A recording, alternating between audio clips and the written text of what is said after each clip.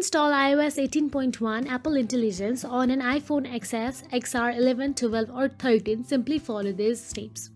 Before starting the installation, check the compatibility. iPhone iOS 18.1 is compatible with iPhone XS, XR, 11, 12 and 13 models. Simply, all you have to do is go to the Settings app on your mobile device, and inside the settings, tap on the General option available there.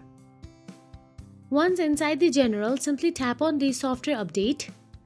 Then simply tap on the Update option available. If there is any install or update option available, simply do that. And also turn on the automatic updates. Ensure your phone has at least 50% battery or plug it into a charger during the update. And the installation will take several minutes. After the update is complete, your iPhone will restart and show the new iOS version.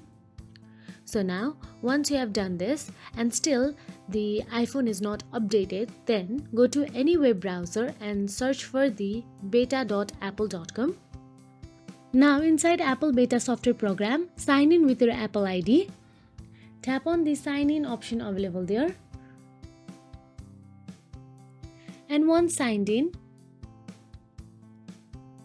all you have to do is look for the Beta Update option available.